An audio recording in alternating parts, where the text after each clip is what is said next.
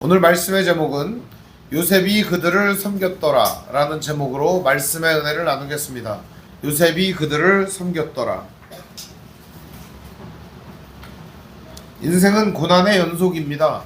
그리고 인생은 괴로움의 바다라고 지난 시간에도 제가 말씀을 드렸습니다. 요셉의 일생을 보기만 해도 우리는 현기증이 날 정도로 롤러코스터를 타는 인생입니다. 근데 저는 여러분의 인생도 그와 다르지 않다고 생각합니다. 이러한 인생살이 속에서 오늘 주시는 하나님의 말씀이 우리에게 또 다른 위로가 되었으면 좋겠습니다.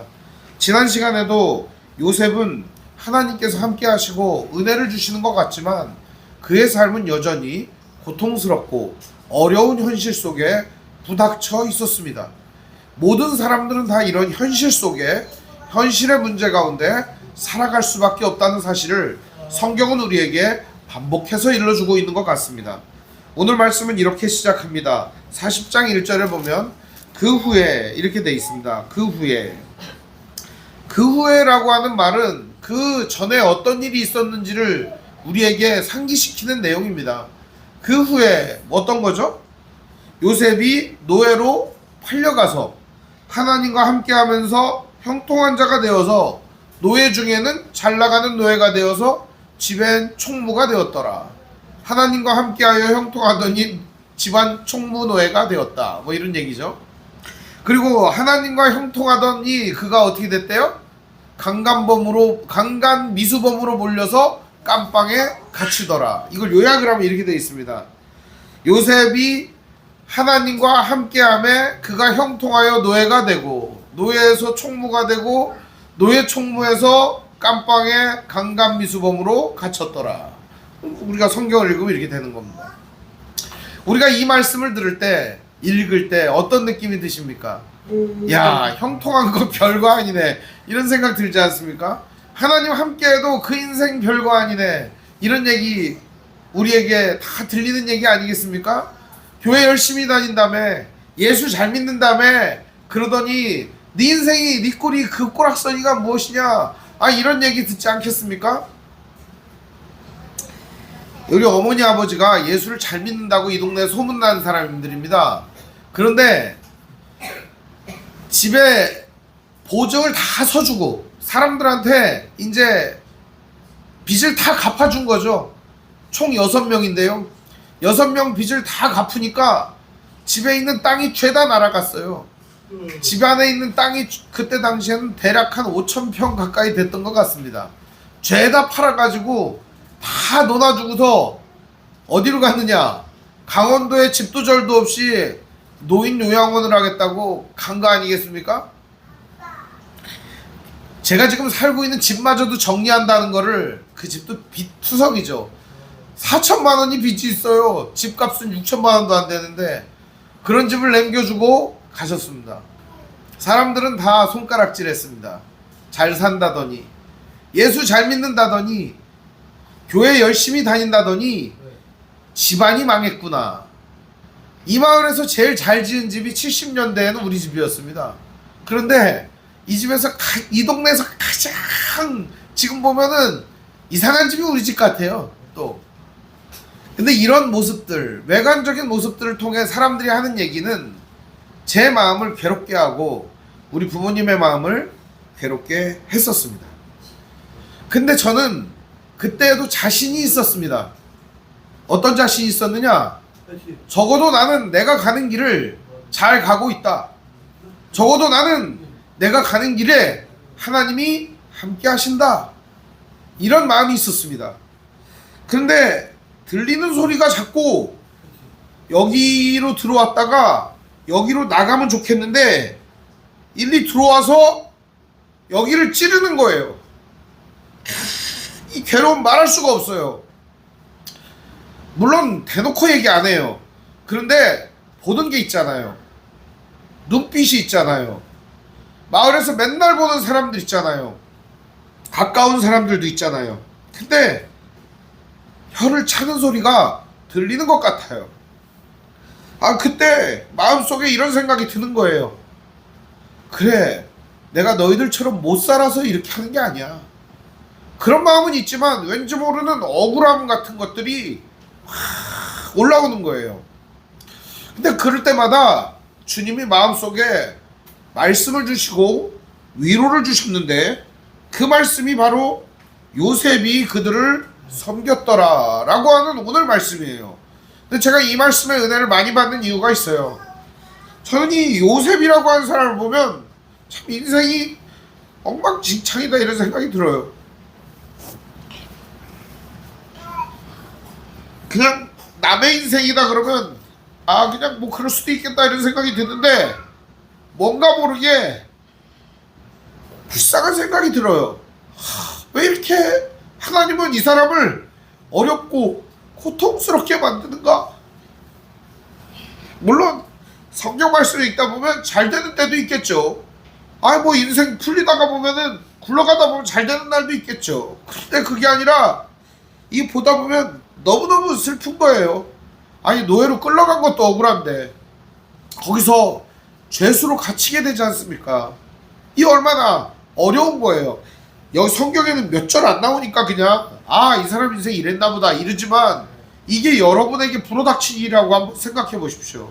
여러분 어떻겠습니까? 이거 미치는 겁니다. 다들 경험한 거라고 생각해요.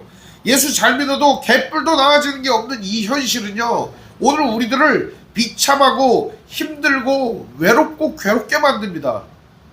그러다 보면 어느 틈엔가 하나님을 원망하게 됩니다. 그리고 이 세상에 비관적인 자세를 갖게 되고 그런 태도를 갖게 됩니다.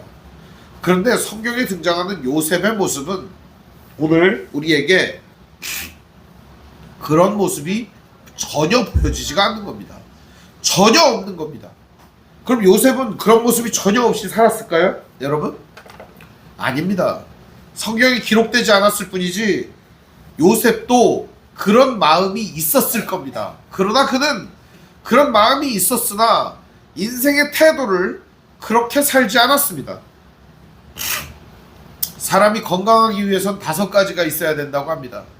첫째는 건강한 신체, 그 다음 건강한 정신, 그 다음은 좋은 대인관계, 그리고 인생의 태도.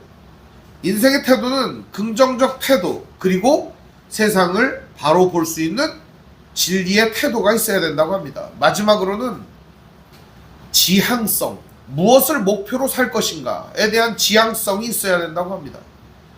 진정으로 건강한 인생을 살고자 하는 사람들은 이것이 있어야 건강한 삶을 살 수가 있어요. 전 요셉의 인생에는 이러한 것들이 다 있는 것 같다라는 생각이 듭니다. 먼저 그 후에, 그러면 곧바로 우리가 드는 생각은 뭐죠? 그 후에 요셉은 굉장히 절망하고 낙심하고 괴로웠겠구나. 그러나 하나님께서는 우리에게 보여주셨다시피 그의 인생은 그렇게 되지 않았습니다. 39장 20절부터 우리 같이 보겠습니다. 39장 20절부터 23절까지 같이 한번 읽겠습니다. 시작. 이에 요셉이 주인이 그를 잡아 옥에 가두니 그 옥은 왕의 제수를 가두는 곳이었더라. 요셉이 옥에 갇혔으나 여호와께서 요셉과 함께 하시고 그에게 인자를 더하사 간수장에게 은혜를 받게 하시매 간수장이 옥중 제수를 다 요셉의 손에 맡김으로 그 재반 사물을 요셉이 처리하고 간수장은 그의 손에 맡긴 것을 무엇이든지 살펴보지 아니하였으니 이는 여호와께서 요셉과 함께 하심이라. 여호와께서 그를 범사에 형통하게 하셨더라. 이 이야기가 오늘 요셉에게만 해당되는 이야기가 아니라 오늘 하나님을 믿고 따르는 우리의 비참한 현실 속에서도 우리와 함께 동행하시는, 우리를 이끄시고 인도하시는 그 하나님의 선하심을 맛볼 수 있는 장면이라고 생각합니다. 비록 우리는 현실적으로 어려운 삶 속에 살아가고 있지만 하나님은 오늘 우리의 인생을 위로하시고 여전히 함께 하시고 은혜를 주신다고 저는 믿습니다. 바로 그것이 요셉의 삶을 통해 보여주시는 바라고 생각합니다. 오늘 저는 여러분들이 우리와 진정으로 함께 하시는 그 하나님을 절대 신뢰했으면 좋겠습니다. 바로 그것이 우리 인생이 가장 잘 사는 길이기 때문입니다. 믿음은요, 바로 여기서부터 시작되는 것입니다. 바로 오늘 우리와 함께 하시는 그 하나님을 바라보며 살아가는 것입니다. 어렵고 어복한 현실 속에서도 하나님을 바라보는 믿음이 있다면 오늘 우리의 인생은 기쁨과 감사로 점철되는 인생이 될 것입니다. 그 후에 요셉에게 일어난 일은 매우 독특하고도 이해할 수 없는 일들이 또 일어나게 됩니다. 애구방의 술 맡은 자와 떡 굽는 자가 그들의 주인 애구방에게 범죄를 하게 됩니다. 여기 보면은 술 맡은 자와 떡 굽는 자 이렇게 돼 있죠, 그죠? 2절에 보면은 바로가 그 두 관원장 곧 술 맡은 관원장과 떡 굽는 관원장에게 노하여 그들을 친위대장의 집 안에 있는 옥에 가두니 곧 요셉이 갇힌 곳이다 이렇게 돼 있습니다. 여기 보면 2절에 보면 떡 굽는 자와 술 맡은 자라고 1절은 돼 있지만 2절은 구체적으로 그들의 직함을 보여주고 있습니다. 술 맡은 관원장 그리고 떡 굽는 관원장. 그러니까 관원장이라고 하는 말을 번역을 이렇게 했는데 원래는 이 말이 사리스라는 말입니다. 히브리어로 사리스라는 말인데 이 말의 내용은 환관장 내지는 시종장 그런 뜻입니다. 그러니까 술을 관장하는 술창고부터 시작해갖고 술을 왕의 상에까지 내는 데까지 전체적으로 다 관리하는 하나의 시종장, 술시종장. 그리고 또 하나는 이 빵 이거 구워가지고 번철에 구워가지고 그걸 갖다가 왕의 상에 내기까지 전체를 관리하는 시종장을 의미하는 거죠. 그러니까 이 두 사람은요 요직 중에 요직이었던 거죠. 요즘으로 말하자면 비서실장쯤 되는 겁니다. 이게 술이라고 하는 것은요 쉽게 말하면은 왕이 가장 즐거울 때 근심이 있을 때 마시는 겁니다.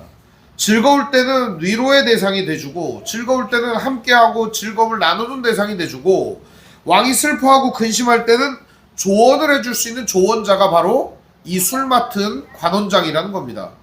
그러니 왕과 함께 술을 마시고 대화할 수 있는 사람이니까 어떤 사람이어야겠어요?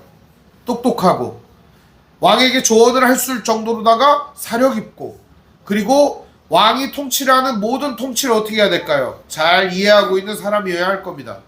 그러다 보니까 이 술 맡은 관원장은 아무나 쓰는 게 아닙니다. 가장 믿고 가장 신뢰하고 가장 내가 좋아하는 사람을 쓰게 돼 있습니다. 마찬가지로 이 떡 굽는 관원장도 마찬가지예요. 떡 굽는 관원장도 어떤 사람이냐? 이 사람도 가장 신뢰하고 가장 믿을 수 있는 사람이죠. 음식을 갖다 갖고 와서 기밀을 하면서 왕에게 드리는 거죠. 왕이 이 음식을 먹고 안전할 수 있도록 이 음식의 시작 재료부터 시작해서 상에 내는 데까지 모든 관리를 하는 사람이니까 절대 신뢰가 있어야만이 가능한 두 요직에 있는 사람이 범죄했다는 겁니다. 근데 이 관원장이라고 하는 말이 무슨 말이냐면 환관이라는 말이에요. 거세했다는 거예요. 거세. 그러니까 이 사람들은 전부 다 아마도 이 거세를 해서 생식 능력이 없는 사람들일 겁니다. 그러니까 자식도 없고 가족도 없는 그런 사람일 겁니다. 그러니까 이런 사람들은 왕에서 쓰기 딱 좋죠. 그죠? 왕에 있는 모든 신하들은 왕의 여자를 건드리면 안 되니까 환관을 만드는 겁니다. 거세를 해가지고. 이제 독특한 경우가 이제 요셉의 경우인데 여기는 보면은 다 환관을 만드는 거죠. 이 술 맡은 자도 환관, 떡 굽는 자도 환관이었던 거죠. 그 중에서 제일 높은 시종장이었던 겁니다. 어떻게 보면 막후 권력, 실세죠. 왕에게 직언할 수 있고 왕과 친하게 지내서 부탁할 수 있는 문고리 권력이었던 거죠. 이 사람들에게 부탁을 얼마든지 할 수 있고 청탁을 얼마든지 넣을 수도 있는 자리였던 거죠. 근데 이 사람들이 1절에 보니까 범죄했다 이렇게 돼 있습니다. 이 범죄했다는 말이 하타라는 말인데요. 죄졌다 이런 말인데요. 원래 뜻은 이거예요. 왕의 뜻을 어겼다 이런 뜻입니다. 왕의 뜻을 어겼다. 그러니까 왕이 뭘 명령을 했는데 그거 말 안 들었다는 겁니다. 그러니까 이 사람들이 왜 말 안 들었는지 어떻게 말 안 들었는지 성경은 우리에게 말하지 않아요. 다만 왕이 이들을 감봉에다가 쳐넣을 정도로 이들은 왕의 말을 안 들었다는 겁니다. 그리고 이 두 사람은 왕의 말을 듣지 않자 결국에는 열받아가지고 그들을 신의장의 집 안에 있는 옥에 가두었다. 근데 3절에 보면은 기가 막힌 표현이 나옵니다. 친위 대장의 집 안에 있는 옥에 가두니 곧 요셉이 갇힌 곳이라. 저는 이 말이 참 위로가 되고 은혜가 되는 이유가 이 친위대장이 요셉을 갖다가 그 자리에서 사형을 시킬 수도 있잖아요. 자기 아내를 겁탈하려고 했으니까. 그리고 과연 이 노예가 그런 누명만 잠깐 쓰더라도 바로 죽여버려도 아무도 할 말이 없을 건데 그를 갖다가 어디다가 넣어요? 자기 집안에 있는 감옥에다가 넣어두었다는 겁니다. 이유가 뭘까? 우리는 곰곰이 한번 생각을 해볼 필요가 있습니다. 이 친위대장은 요셉을 어떤 식으로 생각을 하고 있는 것일까? 저는 이 본문을 통해 이런 생각을 하게 되었습니다. 요셉의 부인이 보디발의 부인이 요셉을 하도 유혹을 하고 매일같이 눈을 끔먹끔먹거리고서 동침하자고 하는 거를 다른 사람을 통해 들은 겁니다. 이 친위대장이. 정보력이 그만큼 없겠어요. 이 사람이 신하들을 통해 이런 정보 수집을 했겠죠. 당신 마누라가 글쎄 말입니다. 요셉을 매일 유혹해가지고 요셉이 미칠 지경에다가 빨개 먹고 뛰쳐나온 거 아닙니까? 그랬어! 이런 말년을 받나? 이러면서 이제 화가 막 이렇게 난 상태인 거죠. 이제 그런 상태에서 보디발은 요셉과 그 여인과 어떻게 해야 돼요? 분리를 시키려고 감옥에 넣지 않았겠나? 이런 생각을 해보는 겁니다. 분리를 시키려고. 안 그랬다면 죽이거나 아주 그냥 비참하게 만들었겠죠. 그런데 어쨌든 친위대장은 요셉을 신뢰했고 그 집안의 모든 재반 사무를 맡겼는데 집 안에는 뭐도 있었어요? 감옥도 있었다는 거예요. 감옥도. 뭐 크진 않았겠지만 중범죄자. 오늘 말씀을 보면은 왕의 죄수들을 가두는 감옥이었다 이렇게 말하고 있죠. 친위대장의 집안에는 옥에 가두니 곧 요셉이 갇힌 곳이라 이렇게 돼 있죠. 결과적으로 왕의 죄수를 가두는 그곳에 요셉도 함께 갇혀 있었다라는 것이죠. 그리고 다음 절에 보면 더 이해가 됩니다. 4절에 보면 친위대장은 요셉에게 사명을 맡깁니다. 어떻게 맡기냐? 명령을 듭니다. 이들에게 이런 명령을 주죠. 4절 같이 읽어볼까요? 친위대장이 요셉에게 그들을 수종들게 하며 요셉이 그들을 섬겼더라. 그들이 갇힌 지 여러 날이라 이렇게 되어 있습니다. 정부 요직에 있는 사람을 우연히 만나기는 어렵습니다. 그리고 그런 사람들과 만나갖고 교제하는 거 더더욱 어렵습니다. 그렇죠? 우리가 그런 사람 만나기 참 어렵지 않습니까? 근데 그런 사람들 만나면 어때요? 도도하고 뭐 이렇게 뭐라 그럴까 자기 자신을 드러내기 좋아하지 않습니까? 여기 이들도 아마 그랬을 겁니다. 그런데 친위대장은 요셉에게 일을 맡깁니다. 자기 아내를 겁탈하려고 하고 그리고 강간 미수범이지 않습니까? 그럼 어떻게 해야 돼요? 저 구석에 찐데 아주 그늘진데 그 축축한데 그런 데다 처박아 놓고서 밥도 안 주고 물도 안 줘야 맞는 거 아닙니까? 그게 아니라 이 요셉에게 일을 맡기고 있습니다. 이건 뭘 얘기하고 있는 걸까요? 친위대장은 여전히 뭐하고 있다? 요셉을 신뢰하고 있다. 이걸 보여줍니다. 친위대장은 요셉을 신뢰하고 이거를 맡겨줍니다. 그들을 수종들게 하였다. 이 말은 이런 말이에요. 수종들게 한다는 말은 방문해서 들여다보게 했다 이런 말이에요. 그러니까 친위대장이 요셉에게 명령한 건 이거예요. 가서 방문하고 그들을 들여다보아라. 파카드라는 단어를 썼어요. 네가 가서 들여다보고 그 사람들이 어떤지 살펴봐라 이런 얘기입니다. 그러니까 지켜봐라 이런 말이었어요. 그런데 요셉은 지켜보지 않습니다. 어떻게 하냐? 요셉은 이렇게 합니다. 수종들이라고 했는데 4절에 보면 요셉이 그들을 섬겼더라 이렇게 돼 있어요. 그냥 가서 들여다보고 살펴보라고 했는데 요셉은 그들을 어떻게 했다고요? 섬겼더라 이렇게 돼 있어요. 이 섬겼다는 말은 봉사하다, 총처럼 시중을 들다 이런 말이에요. 그러니까 이 친위대장은 그런 말을 한 거예요. 가서 들여다나 봐라. 그랬더니 요셉은 그게 아니고 이 사람들을 극진히 섬겼다는 겁니다. 근데 요셉은요 그러면 이 사람들만 섬겼을까? 한번 여러분 생각해 봅시다. 요셉은 이 사람들만 섬겼을까요? 아닙니다. 이 깜빵에 있는 모든 사람은 어떻게 했을까요? 극진히 섬겼던 겁니다. 요셉은. 저는 이 요셉의 삶의 태도를 보면서 바로 이것이 크리스천의 삶의 태도구나 하는 생각을 하게 된 것입니다. 인생이라고 하는 것이 우리에게는 비참하고 현실적으로는 깜빵에 갇힌 똑같은 죄수들 같은 현실이지만 요셉은 달랐다는 거예요. 거기에 있는 사람들을 극진히 섬겼다는 겁니다. 그 사람들을 오히려 깜빡이같이 죄수를 하고 이런 사기죄 사기범 같은 이라고 이런 살인범 나쁜 놈 이런 국사범 이렇게 하지 않았다는 거예요. 요셉은 그 사람들을 친절히 섬겨줬다는 겁니다. 오늘 말씀의 이 요셉의 태도는 오늘 크리스천들이 가져야 될 태도를 그대로 보여주고 있습니다. 그들이 갇힌 지 여러 날이지만 요셉은 그들을 소홀히 하지 않았습니다.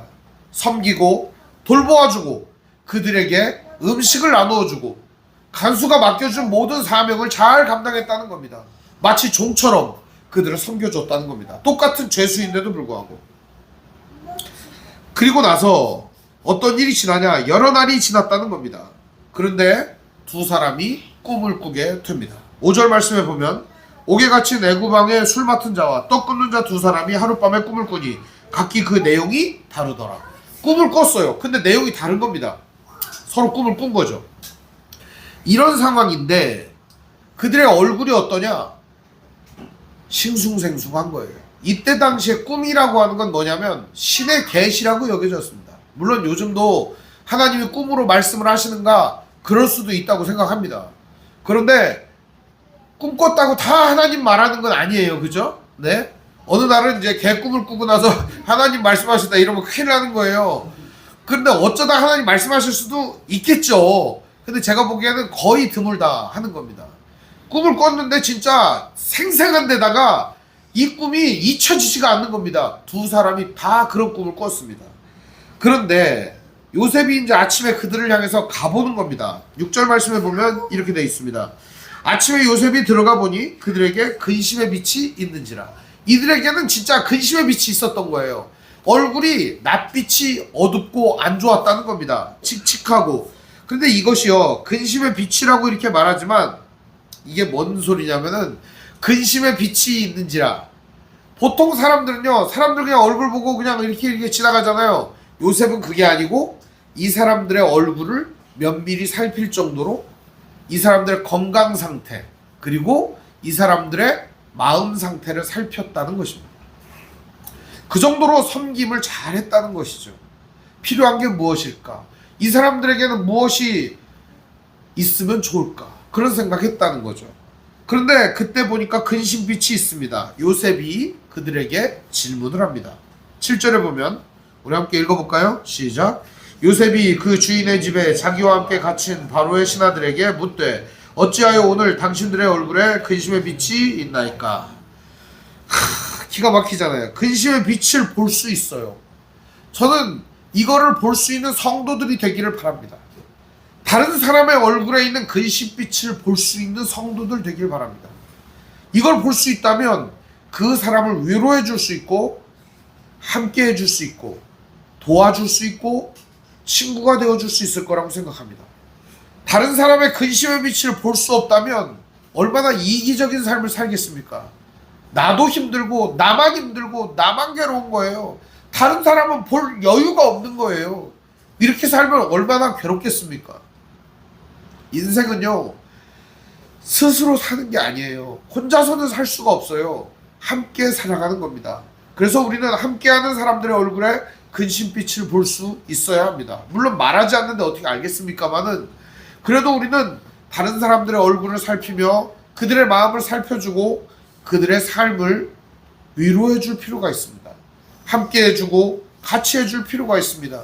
이것이 바로 성도들의 자세입니다. 이렇게 요셉은 그들에게서 근심빛을 보고 물어줍니다. 왜 얼굴에 근심의 빛이 있습니까? 그러자 그들이 대답을 합니다. 8절에 보면 그들이 그에게 이르되 우리가 꿈을 꿨으나 이를 해석할 자가 없도다. 꿈을 꿨는데 해석이 안 돼. 그러면서 요셉에게 얘기를 합니다. 요셉은 이들에게 매우 중요한 이야기를 해줍니다.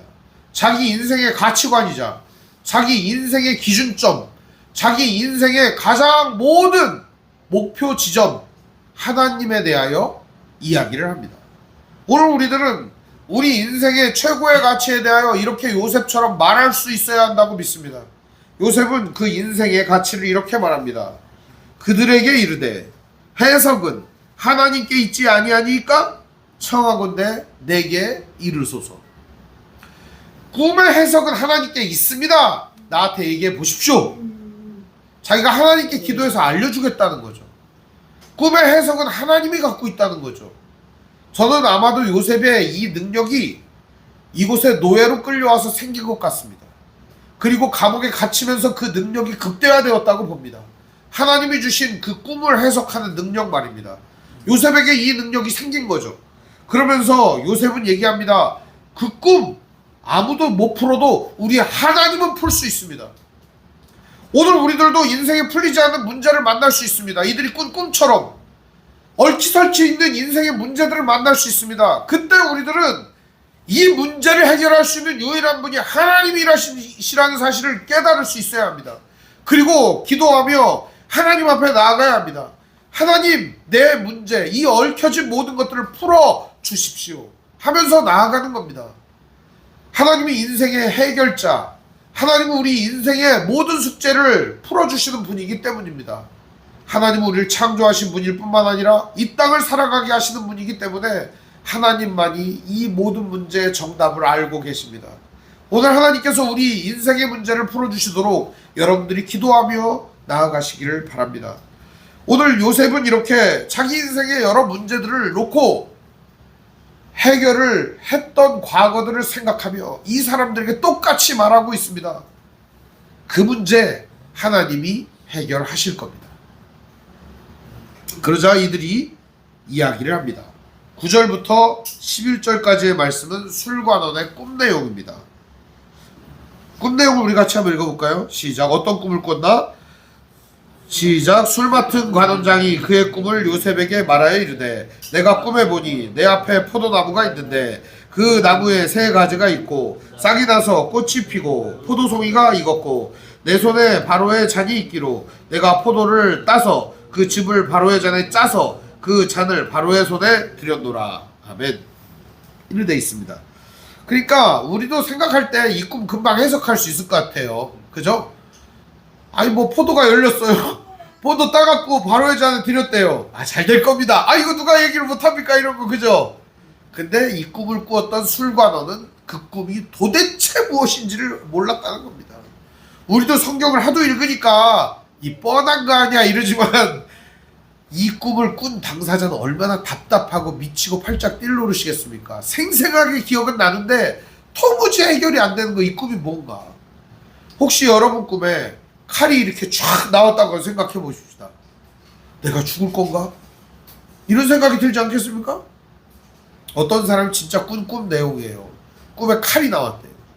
칼이 쫙 이만한 칼이 나왔다는 거예요.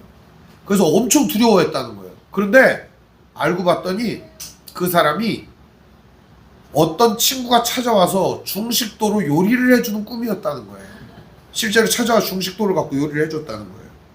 꿈에 자세히 생각해 보니까 그 칼이 중식도였다는 거예요. 우리가 꾸는 꿈도요, 우리가 어떻게 꾼지 해결할 수가 없어요. 그런데 이 사람의 꿈은 얼마나 더 힘들었을까요?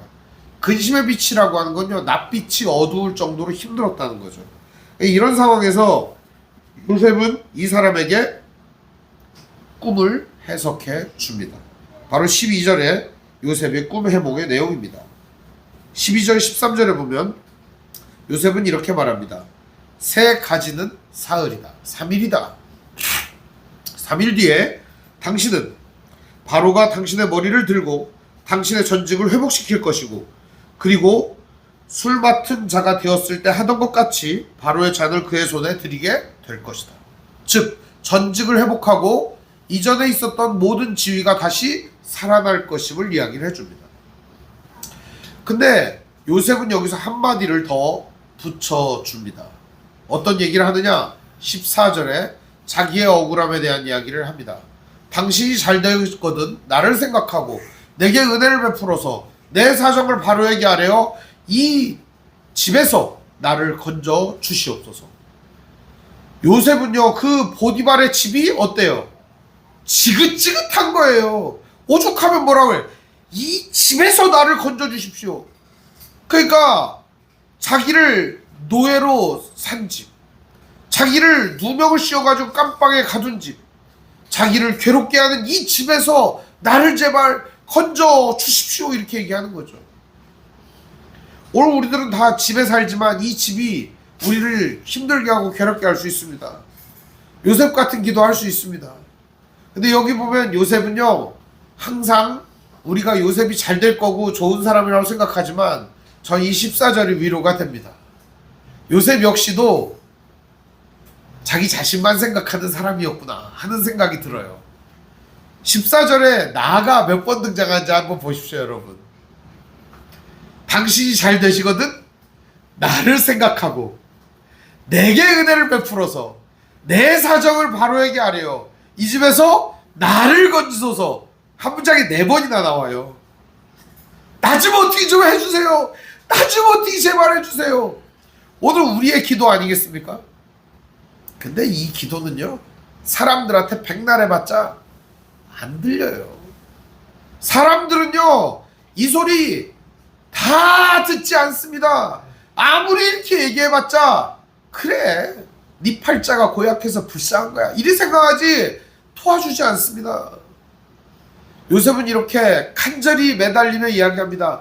당신이 잘 돼서 나가거들랑 나를 좀 생각해 주십시오. 나를 구해 주십시오. 나 여기서 억울합니다. 그러면서 15절에 이렇게 얘기합니다. 나는 이런 일을 할 사람이 아니에요 라고 이야기를 합니다.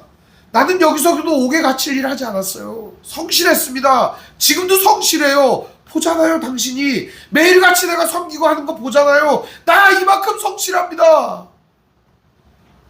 오늘 우리가 하고 싶은 얘기 아닙니까? 나 이렇게 열심히 사는데 왜 내 인생이 이렇게 됐습니까? 그게 오늘 우리들의 고백인 거예요. 요셉과 같은 고백을 우리도 하고 있는 거죠. 나는 이런 일을 당할 만큼 내가 못 살지 않았어요. 나는 이렇게 비참하게 될 만큼 내 인생을 허투루 살지 않았어요. 근데 왜 내 인생은 이렇게 됐냐고요? 라고 말하는 게 우리들의 속 이야기인 거예요. 그럼에도 불구하고 요셉은 평정심을 잃지 않습니다. 오늘 우리가 보아야 될 태도는 바로 그겁니다. 인생이 어떤 태도를 갖느냐에 따라서 삶의 방향성은 달라집니다.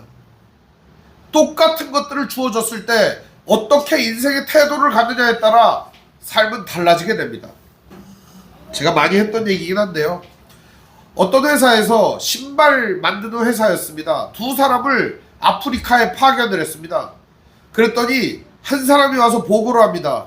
사장님, 아프리카는 사람들이 신발을 하나도 안 신고 있어갖고요, 신발을 팔 수가 없어요. 신발 공장 내면 바보 소리 들을 겁니다. 철수해야 됩니다. 다른 직원은 와서 이렇게 얘기합니다. 사장님, 아닙니다. 그곳은 모든 사람이 신발을 안 신고 있어서 한 사람씩 신발을 신겨 놓으면은 우리는 공장을 100개도 더 지어야 할 겁니다. 거기는 블루오션입니다. 생각과 태도는 이렇게 다른 거예요. 어떻게 생각하느냐에 따라 내 마음과 내 생각의 입장이 달라지는 겁니다. 그러나 이 태도는 말입니다. 어디서 결정되는 줄 압니까? 바로 믿음의 상태에 따라 이 태도가 결정된다는 겁니다. 하나님이 나와 함께 하시고 하나님이 내 인생을 인도하신다라고 믿는 사람의 태도는 오늘 주어진 현실 앞에 하나님의 은혜와 그 형통함을 생각합니다. 그러나 믿음이 없는 사람들은 주어진 현실이 비참하고 어려울수록 낙심하고 좌절하고 낭망하게 되는 것입니다. 오늘 하나님께서 우리와 함께 하실 때 우리 인생의 태도는 달라져야 합니다.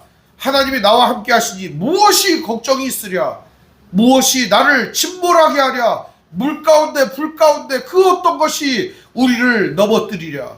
하나님과 함께 나아가는 우리 인생 앞에 장애는 없는 것입니다. 이렇게 꿈을 해몽을 해주었습니다. 그러자 옆에 있던 떡 굽는 관원장, 떡 굽는 시종장이 이야기를 합니다. 15절 말씀입니다. 16절 말씀입니다. 떡 굽는 관원장이 그 해석이 좋은 것을 보고 요셉에게 이르되 나도 꿈에 보니 흰떡 세 광주리가 내 머리에 있고 맨 윗광주리에 바로를 위하여 만든 각종 구운 음식이 있는데 새들이 내 머리에 광주리에서 그것을 먹더라. 떡 굽는 관원장은 원래 얘기를 할 생각이 없었어요. 저런 천한 노예 같은 놈하고 얘기할 마음이 없었어요. 그런데 술 맡은 관원장이 얘기를 하고 꿈 해몽을 들어보니까 클싸한 거예요. 근데 듣고 나니까 얘기가 너무 좋은 거예요. 어우, 해석이 너무 좋은데? 나도 좀 그 해석 좀 들어볼 수 있을까? 그러면서 얘기를 합니다. 해석이 너무 좋으니까 자기도 해석을 들으려고 얘기를 한 거죠. 떡 굽는 관원장은 원래 번철에다가 이 빵을 굽는 게 임무였던 것 같습니다. 그러니까 그걸 구워가지고 이제 새 접시를 만들어가지고 머리에다가 새 접시를 이고 가는 거죠. 맨 꼭대기 접시에는 바로왕을 위해서 구운 아주 음식이 가득 들어있는데 그 음식을 새들이 뜯어 먹었다는 겁니다. 이거를 얘기를 하는 거죠. 우리도 알죠. 왕이 먹을 음식을 새가 먹었다? 좀 뭔가 깨림직하잖아요. 그죠? 그런데 얘기를 한 겁니다. 좋은 소리 들을 줄 알고. 그러자 요셉이 뭐라고 얘기합니까? 요셉은 18절 19절에 그 꿈에 대한 해석을 얘기해 줍니다. 요셉이 대답하여 이르되 그 해석은 이러하니 새 광주리는 사흘이라. 지금부터 사흘 안에 바로가 당신의 머리를 들고 당신의 나무에 달리니 새들이 당신의 고기를 뜯어 먹으리다 하더니. 맨 윗광주리는 바로에게 드릴 음식이 들어있는데 그 음식을 새들이 먹었다고 하니까 새 광주리는 3일이라는 겁니다. 그리고 맨 위에 새들이 뜯어먹은 것처럼 당신이 나무에 매달리고 당신의 시체를, 당신의 고기를 새들이 뜯어먹을 겁니다. 옛날에 가장 잔혹한 형벌이 바로 나무에 매달아서 새나 들짐승들이 뜯어먹게 만드는 것이었습니다. 묶여있으니까 뜯어먹히는 거죠. 그냥 산채로 뜯어먹히는 겁니다. 얼마나 괴롭습니까? 이 괴로운 형벌을 당했다는 것입니다. 제가 보기에는 이 떡 굽는 관원장의 죄가 왕이 시키는 대로 하지 않았던 엄청난 죄를 범했던 것 같습니다. 혹은 성경이 이렇게 말해주는 바는 우리에게 유추할 수 있는 여러 가지 근거들을 제공하지만 실제적으로 이 말씀의 핵심적인 내용은 이겁니다. 꿈을 해석하는 이가 누구냐? 하나님이다. 이걸 보여주는 겁니다. 오늘 우리 인생도 해석하는 이가 누구냐? 하나님이다. 그걸 보여주고 있는 겁니다. 우리 인생의 해석을 우리 제멋대로 하지 맙시다. 우리 인생은 오직 하나님만 해석하시는 것이기 때문입니다. 내 인생을 내가 잘못되게 해석을 할수록 우리의 인생은 잘못된 태도를 갖고 잘못된 삶을 살아갈 수밖에 없습니다. 그러나 바른 믿음을 가지고 하나님의 함께 하심으로 살아가게 된다면 우리의 인생을 잘 해석할 수 있습니다. 그리고 바른 삶의 태도를 가지고 나아갈 수가 있는 것입니다. 오늘 이렇게 두 개의 꿈을 해석해 주었습니다. 이제 요셉의 꿈이 어떻게 될까요? 하루가 지나고 이틀이 지나고 3일이 지났습니다. 과연 여러분 어떻게 될까요? 다 아는 얘기죠, 그죠? 네, 그대로 됩니다. 우리 다음 절 한번 읽어볼까요? 20절 말씀 같이 읽어봅시다. 시작. 제3일은 바로의 생일이라. 바로가 그의 모든 신하를 위하여 잔치를 베풀 때에 술 맡은 관원장과 떡 굽는 관원장에게 그의 신하들 중에 머리를 들게 하니라. 바로의 술 맡은 관원장은 전직을 회복하며 그가 잔을 바로의 손에 받들어 드렸고 떡 굽는 관원장은 매달리니 요셉이 그들에게 해석함과 같이 되었으나. 요셉은 그들에게 해석을 해 주었고 그 해석이 그대로 들어맞아 이루어졌다는 겁니다. 이 모든 해석을 내신 이가 누구라고요? 하나님이었다는 겁니다. 요셉은 그걸 믿었고 사람들에게 그걸 그대로 담대하게 선포했다는 사실입니다. 저는 인생을 살면서 사람들의 따가운 시선을 많이 받으며 살아갔습니다. 근데 그때마다 이 말씀을 기억을 합니다. 그러면서 무슨 생각을 하느냐? 사람들이 생각하는 거 그거는 그들의 생각일 뿐이다. 이렇게 생각합니다. 그 사람은 그렇게 생각하게 두자. 내가 그 사람 생각까지 어떻게 바꾸어 놓을 수는 없는 거 아닙니까? 단 오늘 나는 내 태도와 내 마음을 바꿀 수 있다. 이렇게 생각합니다. 내가 다른 사람들이 나에 대해서 혹은 세상에 대해서 어떻게 생각하는지 그걸 바꿔 놓을 수는 없어요. 설득을 하건 뭘 하건 그 사람 마음이나 생각을 바꿀 수 없어요. 그러나 오늘 바꿀 수 있는 거 한 가지가 있어요. 나의 마음을 바꾸는 겁니다. 나의 인생의 태도를 바꾸는 겁니다. 내가 하나님 앞에서 살아가고자 하는 이 믿음의 태도를 갖고 살아가는 겁니다. 비록 그들은 어떻게 하든지 나는 이 믿음의 태도를 가지고 나아가는 것입니다.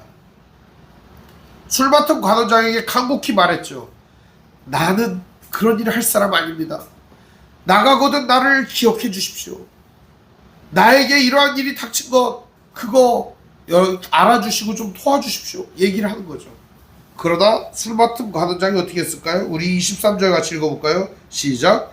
술 맡은 관원장은 요셉을 기억하지 못하고 그를 잊었더라.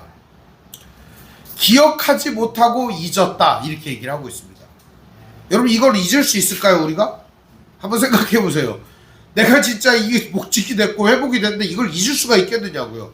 기가 막힌 꿈을 꾸고 기가 막힌 꿈을 해석해주고 그 기가 막힌 꿈을 해석을 했는데 나하고 진짜 친했던 이 번처의 떡을 굽는 관원장이 죽어버렸어요. 나는 살고 근데 이걸 잊을 수가 있을까요? 여러분 내 옆에 있는 누군가가 죽었는데 잊을 수가 있어요? 근데 일하는 동료가 죽었다는 거예요. 그 꿈에. 근데 그 꿈 그대로 됐다는 거죠. 자기는 그 꿈 그대로 복직이 됐습니다. 어떻게 요셉을 잊을 수가 있죠? 성경은 이거를 아주 심플하게 표현합니다. 술 맡은 관원장이 요셉을 기억하지 못하고 그를 잊었더라. 다 단순하게 표현합니다. 세상은 우리를 잊습니다. 우리의 섬김, 우리의 사랑, 우리의 선행 다 잊어버립니다. 이게 당연한 거예요, 여러분. 왜 그러냐? 이상하다. 그게 아니고요. 세상은 당연한 거예요, 그게. 우리가 사랑하고 섬겨주고 애를 쓰고 도와줘도 다 잊어먹어요, 그냥. 은혜는 어디다 새기나요, 여러분? 물에 새기고. 원수는 어디다 새기나요? 돌에 새기죠. 그런 겁니다, 세상이. 은혜는 물에 새기고 원수는 돌에 새기는 게 세상의 이치예요. 그러니까 아무리 잘해주고 아무리 은혜를 베풀어도 잊어먹는 겁니다. 이거에 대해서 실망하지 마시길 바랍니다. 세상은 우리를 잊고 세상은 우리를 선행을 하고 사랑을 하고 관심 두지 않지만 하나님은 우리를 기억하고 오늘도 함께 하신다는 사실을 믿으시길 바랍니다. 하나님은 오늘 여러분과 함께 하십니다. 여러분이 하고 있는 작은 고민과 여러분이 하고 있는 작은 실천들, 사랑, 믿음의 행동들, 정말 좋은 믿음의 태도를 보였던 삶을 하나님은 기억하고 계십니다. 그리고 오늘도 그 하나님은 우리와 함께 하셔서 우리 믿음의 태도를 바꾸어 주십니다. 오늘 우리의 마음을 변화시켜 주십니다. 사랑하는 여러분, 세상이 바뀌지 않는다고, 사람들이 나를 알아주지 않는다고, 내가 했던 좋은 일들을 잊어먹었다고 낙심하거나 낭망하거나 좌절하지 마시길 바랍니다. 세상은 원래 그런 거예요. 그러나 오늘 이 모든 사실을 기억하고 잊지 않는 분이 계시다는 사실을 기억하시기 바랍니다. 바로 하나님이 오늘 우리를 기억하고 잊지 않으시며 오늘도 불꽃 같은 눈동자로 여러분들을 지켜주시고 사랑하신다는 이 말씀을 기억하시기를 바랍니다. 잊었더라로 끝나는 이 말씀 앞에 우리들은 좌절하고 실망할 수 있지만 이곳에서 하나님은 다시금 우리를 기억하시고 그 하나님께서 우리를 일깨워 주심을 여러분 바라보시기를 바랍니다. 요셉의 일생은 예수님과 많이 닮아 있어요. 사랑받는 아들에서 노예로, 노예에서 죄수로, 우리 예수님도 사랑받는 아들에서 이 땅에 인간들의 노예와 같은 삶을 살게 됩니다. 그리고 죄수로 끌려가는 모습을 보여줄 수 있습니다. 결국 예수님은 우리를 위해 십자가를 지셨습니다. 요셉의 일생이 예수님의 삶의 모티브 되기도 합니다. 오늘 우리는 예수님의 삶이 우리 인생의 기준이 됩니다. 예수님께서는 사랑받는 아들로 계시지 아니하시고 이 땅에 비천한 삶으로 내려오셨습니다. 피조물의 모습을 하고 내려오셨습니다. 그리고 죽기까지 복종하셨고 죄수가 되어 사형 언도를 받으시고 죽으시기까지 끝까지 사랑하셨다는 겁니다. 예수님께서 사람들을 사랑하시되 끝까지 사랑하셨다는 겁니다. 오늘 하나님께서 우리를 끝까지 사랑하심을 믿으시고 나아가시길 바랍니다. 세상은 우리를 잊고 우리를 모든 것들을 하찮게 보고 그것들을 아무렇지도 않게 생각할지라도 하나님은 오늘 우리의 이 손짓 발짓하며 하나님의 뜻대로 살고자 하는 몸부림을 기억하십니다. 이 믿음을 가지고 오늘도 우리의 삶의 태도를 하나님께 고정시키며 나아가는 믿음의 성도들 되시기를 주님의 이름으로 축원드립니다. 기도하겠습니다. 사랑과 은혜가 풍성하신 아버지 하나님, 은혜와 사랑을 감사를 드립니다. 오늘 우리들은 이 땅을 살아가며 어렵고 많이 힘이 듭니다. 하나님, 우리의 인생 앞에 하나님의 일하심을 보여주시옵소서. 하나님의 선하신 손길이 날마다 우리의 인생 앞에 나타나게 해주시고 은혜로운 하나님의 말씀이 오늘 우리들을 인도하시고 이끌어줄 수 있도록 그 말씀에 순종하며 나아가도록 인도하여 주옵소서. 하나님 아버지, 우리를 인도하시고 도와주시고 이끌어주시고 오늘도 상처나고 고통스러운 우리의 인생을 위로하여 주옵소서. 우리 주 예수님의 이름으로 기도합니다. 아멘.